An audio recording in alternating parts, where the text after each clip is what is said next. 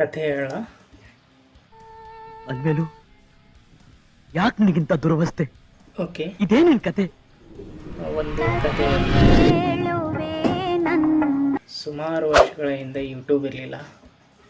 ಆ ಟೈಮಲ್ಲಿ ಮನೆಗಳಲ್ಲಿ ಟಿ ವಿ ಇದ್ದರೆ ಅದರಲ್ಲಿ ಉದಯ, ಉಷೆ, ಉದಯ ಮ್ಯೂಸಿಕ್, ಈ ಟಿ ವಿ ಈ ಥರ ಚಾನಲ್ಗಳು ಬರ್ತಾಯಿದ್ವು. ಸೊ ಆ ಚಾನಲ್ಗಳಲ್ಲಿ ಸೀರಿಯಲ್ಗಳನ್ನು ತೊಗೊಂಡ್ರೆ, ಧಾರಾವಾಹಿಗಳನ್ನು ತೊಗೊಂಡ್ರೆ ನಾವು ನೋಡ್ತಾ ಇದ್ದಿದ್ದು ಸೀರಿಯಲಲ್ಲಿ ಒಂದೇ ಧಾರಾವಾಹಿ. ಅದು ಬಿಟ್ಟರೆ ಅದಕ್ಕಿಂತ ಮುಂಚೆ ಸ್ವಲ್ಪ 1-2 ವರ್ಷ ಮುಂಚೆ ಹೋದರೆ ದಂಡಪಿಂಡಗಳು, ಈ ಥರ ಧಾರಾವಾಹಿಗಳನ್ನು ಅಷ್ಟೇ ನೋಡ್ತಾ ಇದ್ವಿ.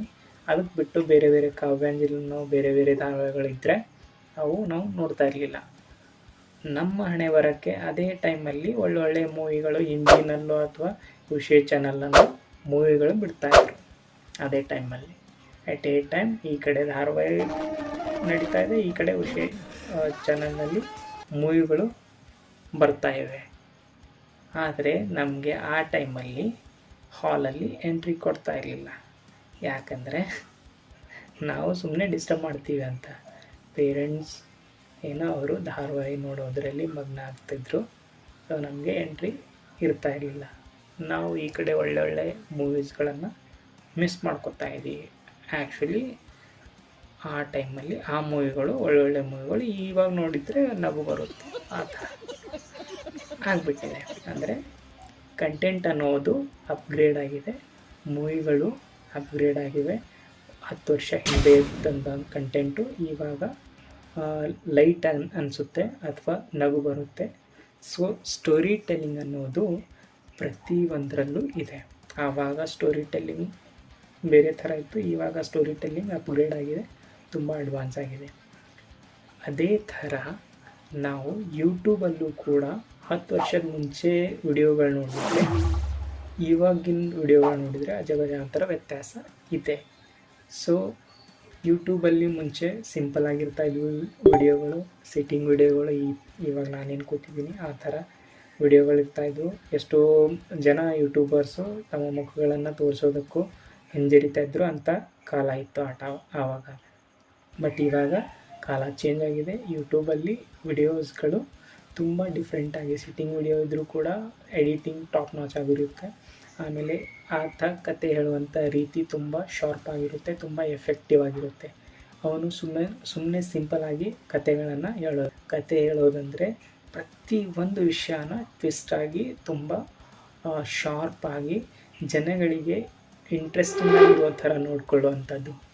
ಅಂದರೆ ಇವಾಗ ನಾವು ಒಂದು ಯಾವುದೇ ಇವಾಗ ವರ್ಕಲ್ಲಿದ್ದೀವಿ ಅಂದರೆ ಒಂದು ಎಕ್ಸೆಲ್ ಶೀಟ್ ನಾವು ಎಕ್ಸ್ಪ್ಲೇನ್ ಮಾಡಬೇಕಂದ್ರೆ, ಎಕ್ಸೆಲ್ನಲ್ಲಿರುವಂಥ ಡೇಟಾ ನಾವು ಎಕ್ಸ್ಪ್ಲೇನ್ ಮಾಡಬೇಕಂದ್ರೂ ಕೂಡ ಸ್ಟೋರಿ ಟೆಲ್ಲಿಂಗ್ ತುಂಬ ಮುಖ್ಯ.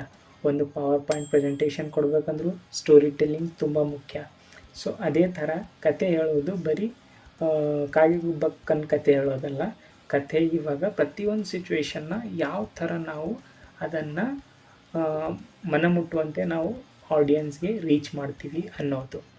ಸೊ ಇದರಲ್ಲಿ ನಾವು ಸುಮಾರು ವರ್ಷಗಳಿಂದ ಲೀನಿಯರ್ ಸ್ಟೋರೀಸ್ಗಳನ್ನು ನಾವು ಕೇಳ್ಕೊಂಡು ಬಂದಿದ್ದೀವಿ. ಅಂದರೆ ಅಜ್ಜಿ ತಾತ ಲೀನಿಯರ್ ಸ್ಟೋರಿಗಳು ಹೇಳ್ತಾಯಿದ್ರು.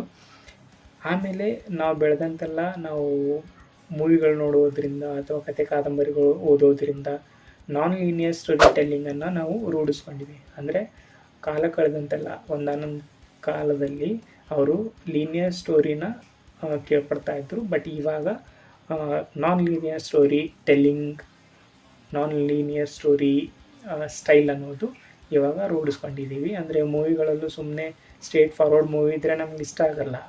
ಅದರಲ್ಲಿ ಏನಾದರೂ ಟ್ವಿಸ್ಟ್ ಇರಬೇಕು, ಮಧ್ಯದ ಸೀನು ಫಸ್ಟ್ ಬಂದಿರಬೇಕು, ಫಸ್ಟ್ ಸೀನು ಲಾಸ್ಟ್ ಹೋಗಿರಬೇಕು. ಈ ಥರ ಏನೋ ಒಂದು ಚೇಂಜಸ್ನ ಸ್ಟೋರಿ ಟೆಲ್ಲಿಂಗ್ನಲ್ಲಿ ತಂದಿದ್ರೆ ನಮಗೆ ಇಂಟ್ರೆಸ್ಟಿಂಗ್ ಆಗಿರುತ್ತೆ ಮೂವಿ. ಅಂದರೆ ಒಂದು ಸೀನು ಮತ್ತೊಂದಕ್ಕೆ ಲಿಂಕ್ ಮಾಡೋದು ಅಥವಾ ಒಂದು ಸೀನನ್ನು ಇನ್ನೊಂದು ಸೀನ್ಗೆ ಟಕ್ ಟಕ್ ಟಕ್ ಟಕ್ ಅಂತ ಮೂವ್ ಆಗೋದು. ಈ ಥರ ನಾವು ಸ್ಟೋರಿನ ತುಂಬ ಎಫೆಕ್ಟಿವ್ ಆಗಿ ನಾವು ಬೇರೆ ಥರ ಹೇಳ್ತಾ ಹೋದರೆ ಆಡಿಯನ್ಸ್ಗೆ ರೀಚ್ ಆಗುತ್ತೆ.